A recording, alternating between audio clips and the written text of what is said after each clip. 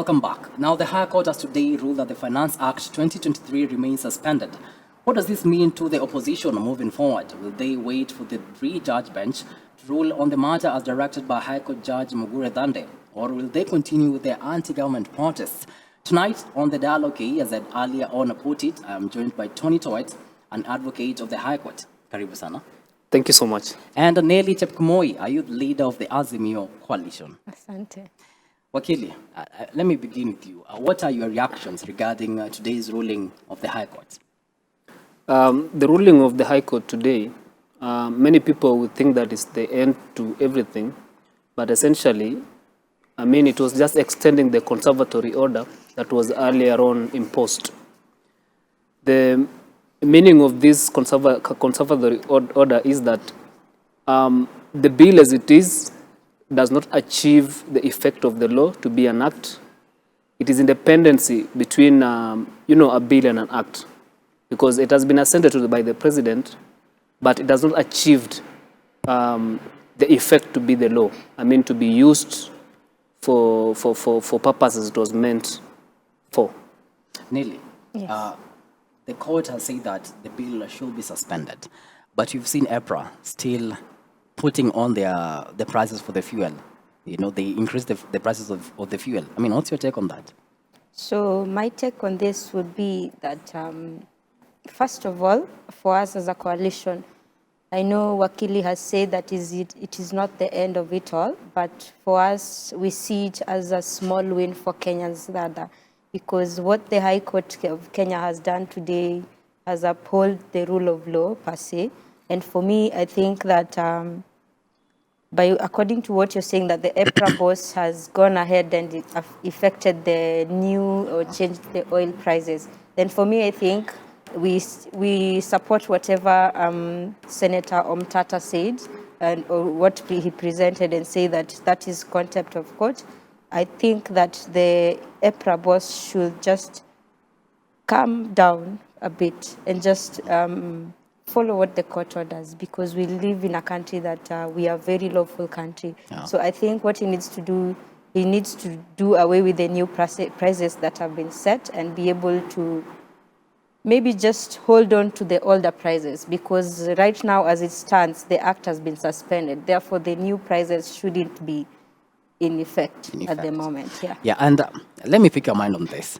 You posted the poster for the civil disobedience for tonight's show, and you actually put a caption. Is it civil disobedience? Let's begin from there. Do you think Azimio actually disobeying? I don't take it as a disobedience at all, because when you look at it, you and I, we live in a country where we are grappling with an economy that is dying, or rather trickling down. We are looking at a higher cost of living. Yeah. We are looking at, and then you have a new regime that has come into office, or rather came into office with the clout of lowering prices down. Being for the common mwananchi, they called us the hustlers government. So if it is really the hustlers government, then it shouldn't be the time that it is now having to introduce new and more taxation to Kenyans. That is why I think whatever our coalition is doing is not really disobedience, but rather fighting for the rights of Kenyans. You're saying that it's not civil disobedience. What you're seeing here is the boycott of the payment of taxes, carpooling. The leader is saying that people should walk instead of driving, matatus to carry above capacity, and employers to feel nil returns on VAT. But before we get to you, let's just watch this clip by the Azimio leader Raila Odinga today in town. Sasa tumesema siku ya Jumatano,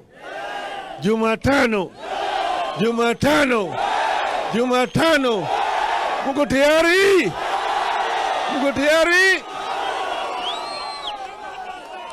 Tumesema sisi si majambazi. Sisi vilevile si watu ambao wanataka ugomvi kwa sababu ya ugomvi. Tunafanya kila kitu, tunafanya na sababu.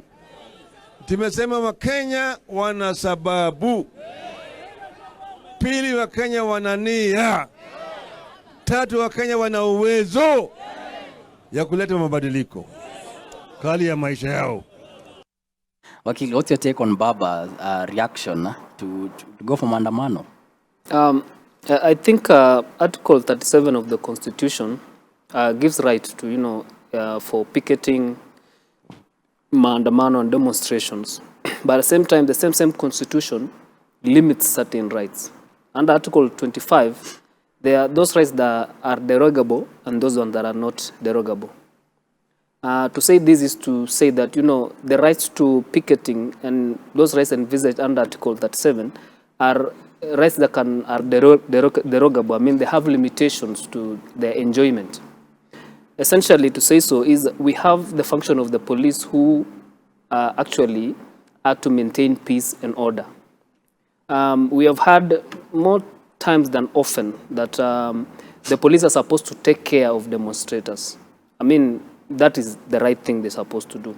We're going to get to that point, Wakili. Do you think that this civil disobedience is going to work? The civil disobedience is just, I think it is misconstrued because at the same time, as a country, we want development. As a country, we want to see roads being constructed. We want to see SGR being extended. We want to see, education, good schools. We want to, every other thing that forms a society.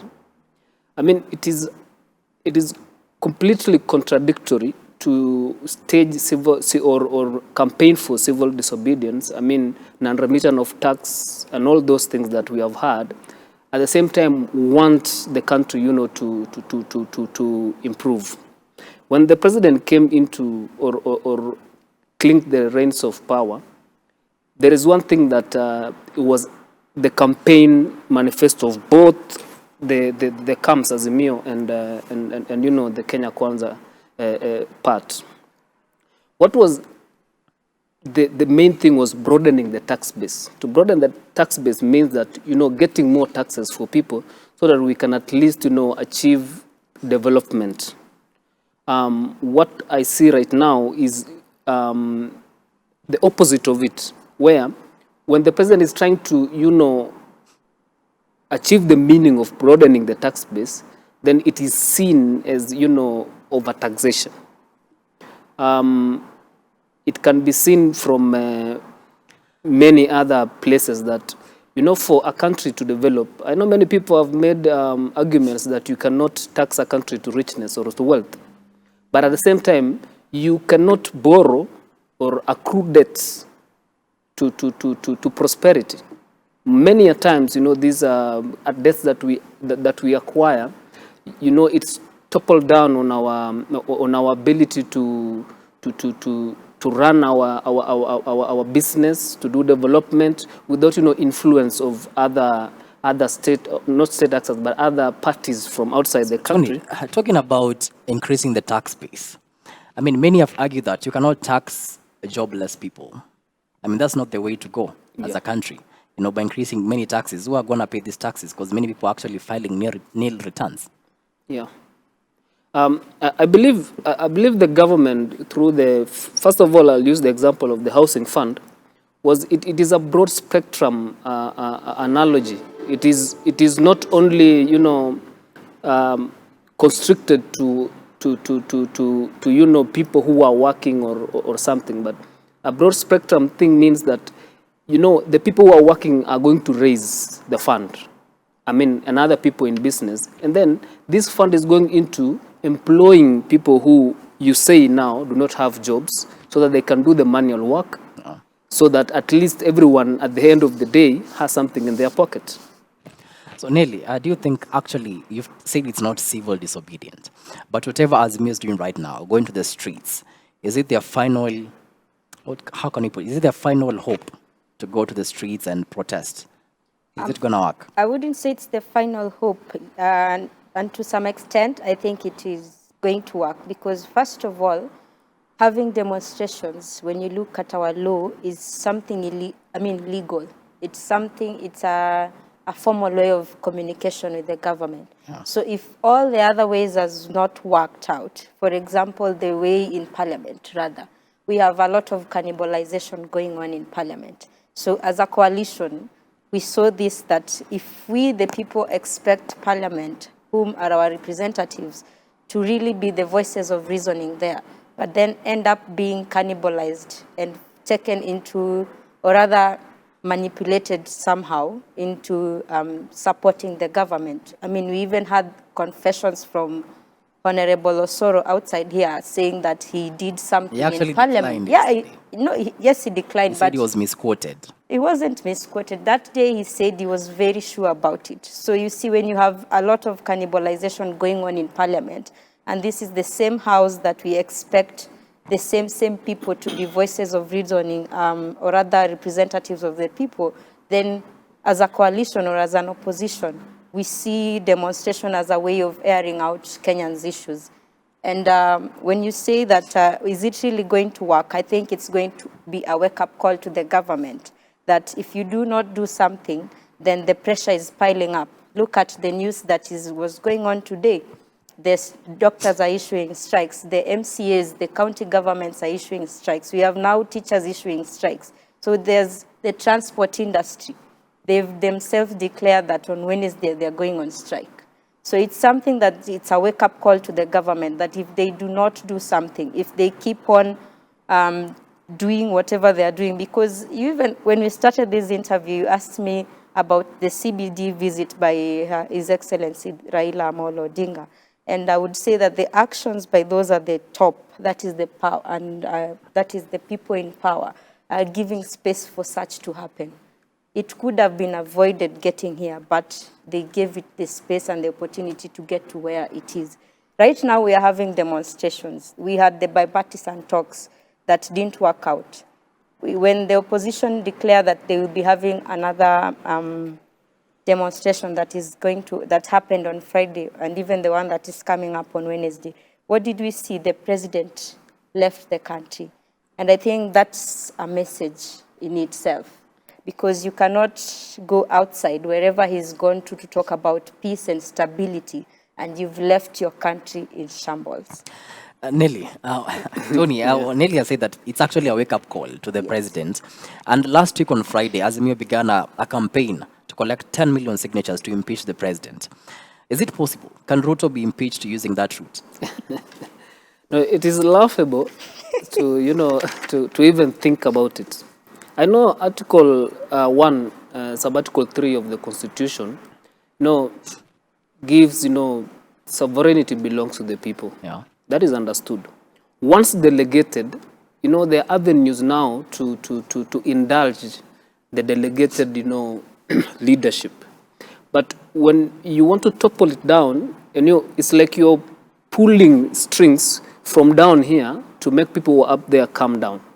But essentially, under Article 144 and 150 of the Constitution, there are known, there are known avenues of bringing down the president from presidency to a common man. Actually, let me read Article 145 of the Constitution regarding the removal of president by impeachment. It says a member of the National Assembly, supported by at least a third of all members, may move a motion for the impeachment of the president. Now, is it going to the Wananchi? Yes.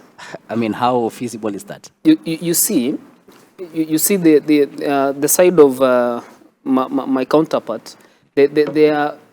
Their actions or their insinuations are like we do not have organs of government that are already in place. They are acting like we in a state of anarchy, where there are no processes that are constitutionally anchored that can be followed so that someone can be impeached or brought down from power. As you have read the provisions of Article 145, you can only impeach a president, through the Senate. I mean, you have, if someone is incapacitated, the president is incapacitated, that means that physically or mentally. If the president, has done something that is contravenes international law, like genocide and such things, when the president can be impeached because of gross misconduct. I mean, and the other things that we have been shown there. None of these, fall within the legs of our president. Our president is an astute leader. He's even on a mission to unite the African fraternity, on global stage and also bring, economic, to merge the economy of Africa so that we can have, one currency exchange. I mean, you can see what the president is doing is for the good of the country. It's for the good of the country. Nellie, Yes. 10 million signature collections. Is it going to work? So first of all, I would like to clarify this, that it's been taken out of context, that Azimio is out to sign signatures to impeach the president.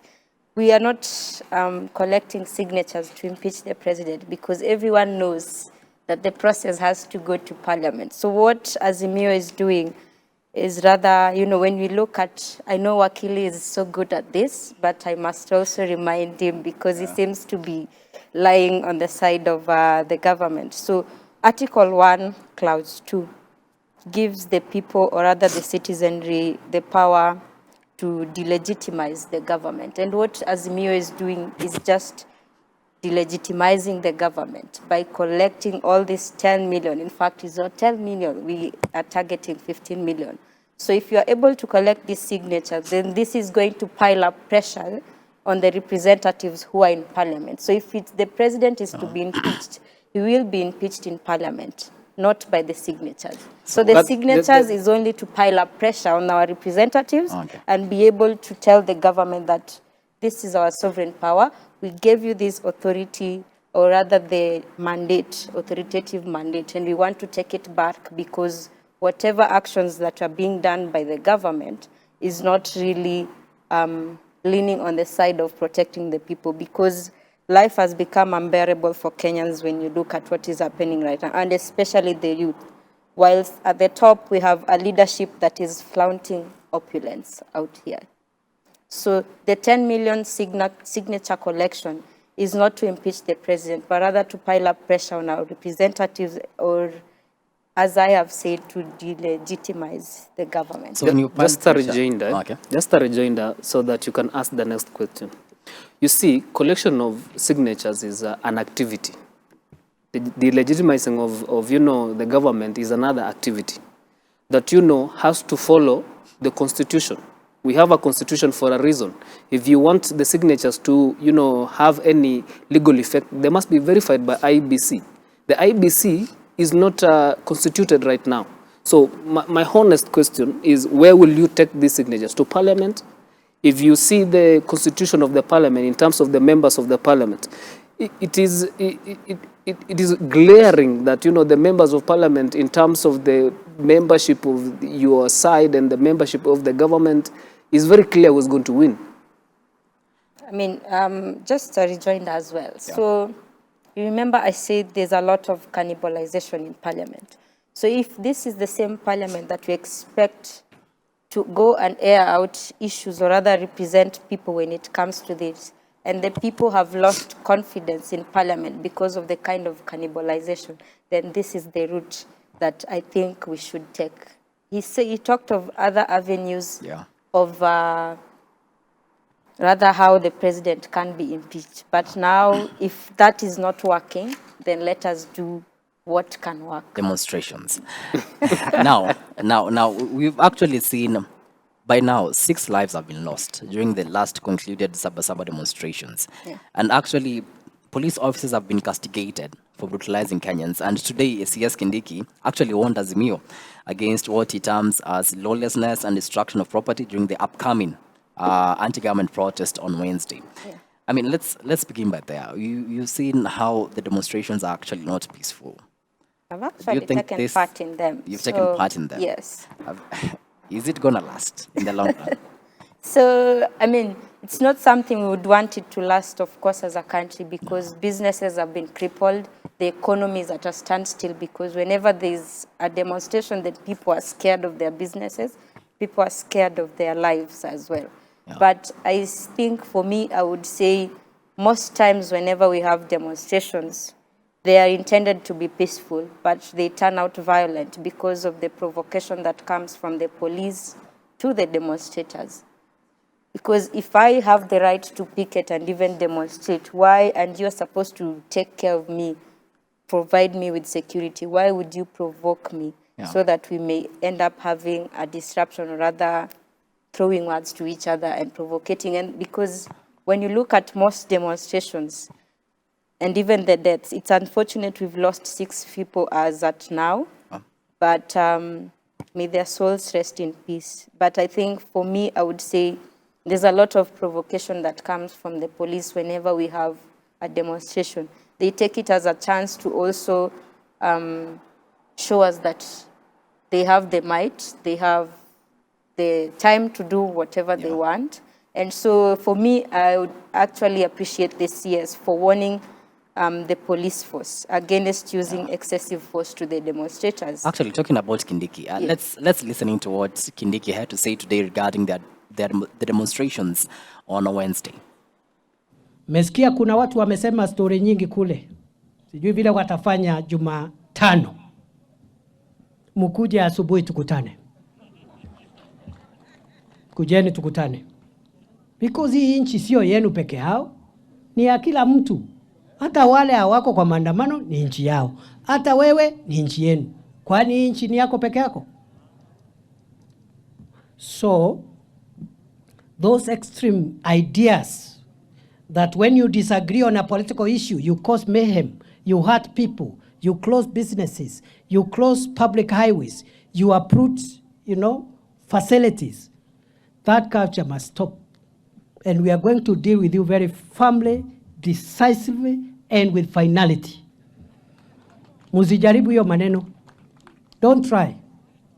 Ukitaka kwenda mkutano, enda mkutano kiwanja kama hii, ongea mambo yako, ikifika saa 12 uende nyumbani. Kwa sababu sheria inasema from 6 to 6, Public Order Act. Unaanza mambo yako ya mkutano saa 12 asubuhi, kukiwa giza kila mtu aende nyumbani. Was there by CS Kindiki. Tony, your reactions on that? I think these people from Azimio, they're just playing victimhood. Because essentially, when you say that they are being made to be violent, when the police, try to protect them, and, you have seen many times that you see stones flying across the cameras. When you put on the cameras and you see on the TV, you see stones flying. And even police officers have been injured, even others killed. And when we have a narrative that, it is the police who start and then these guys now react, I think it is playing victimhood, because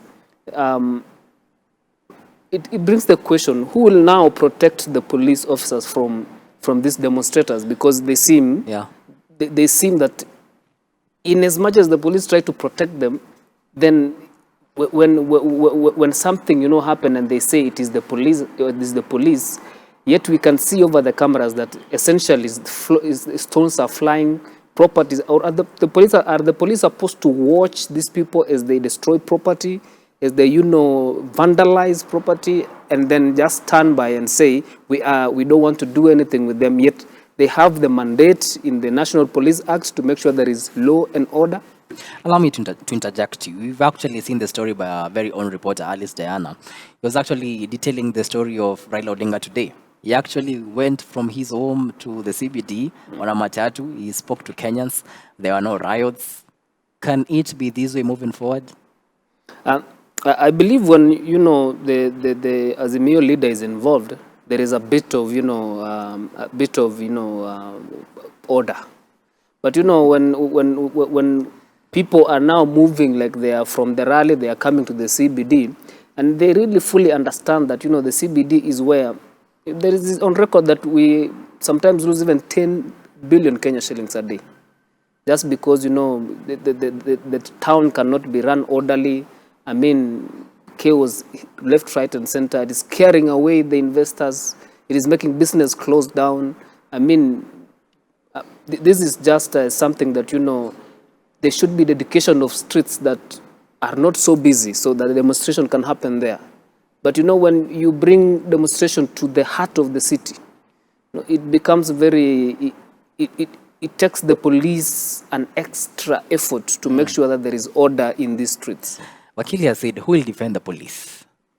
We've seen what happened today in town. I mean, is it possible to move forward with this kind of protest? I mean, this kind of peaceful demonstrations? I'm happy you've asked that question because you've asked who will protect the police. I think you and I know in this country, the police have no voice when it comes to airing their issues. They can't demonstrate, they can't do anything. So for us as a coalition, we are even talking on behalf of this police because whatever we undergo as Kenyans, they are Kenyans as well.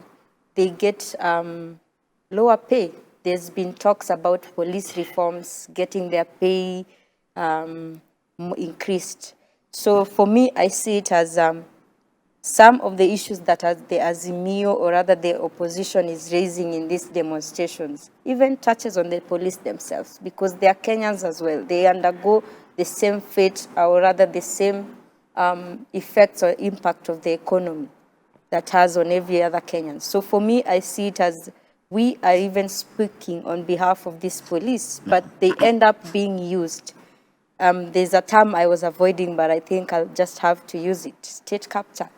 It has come at a time when we are seeing police being ordered to do this, to do that, because if we experienced or rather watched what happened today when the opposition leader was in town, was in CBD, police were involved, yes, but did we have any violence? We didn't have any violence. So we hope and ask them that may this remain the same when there's demonstration.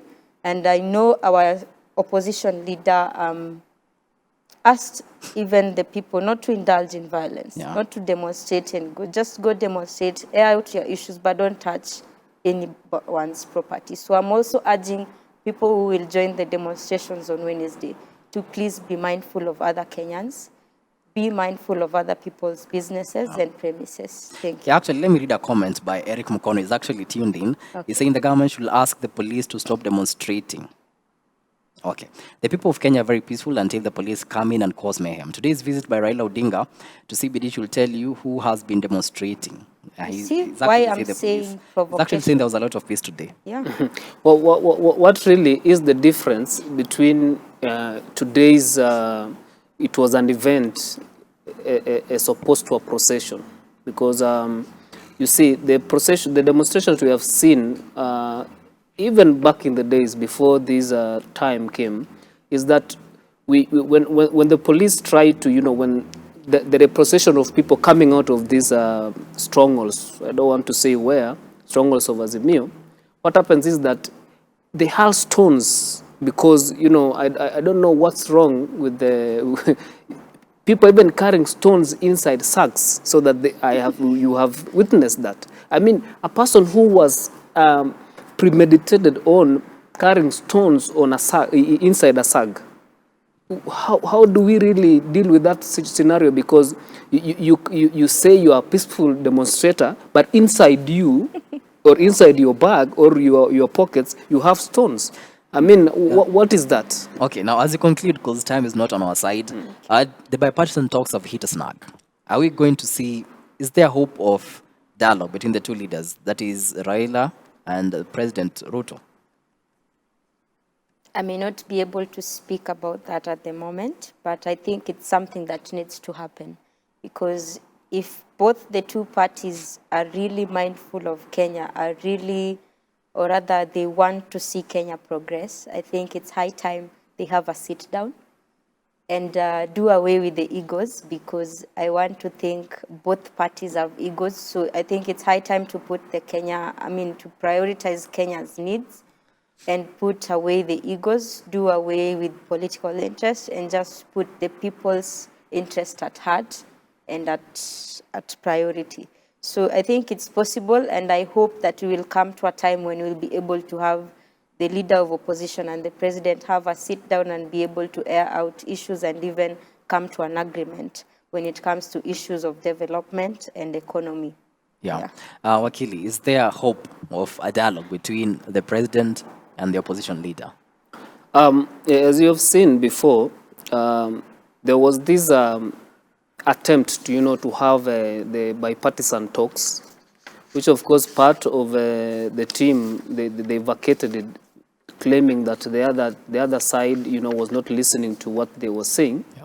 But essentially, what they were saying is what they placed in as their ultimatums on the table was essentially, not achievable, because when you say you want the cost of living to go down, you realize that you cannot achieve this in a day.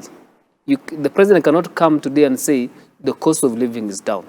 This is, it can be noted beyond peradventure that this is a process, a working process that, you need to subsidize, inputs to farmers, so that if you have traveled, to up country, you will see that most of the farms, they have maize, they have all these crops that everybody. So what is the net effect of, having high production of food in the country? It neutralizes the cost of living, because the unga that you're getting for higher price will no longer retail for it, because there is a cheaper maize that, is from the farmers inside. About the talks by the president and the opposition leader, I believe that it is a way to go. But it does not necessarily need to end with, people sharing the power, because that is where we go wrong as a country.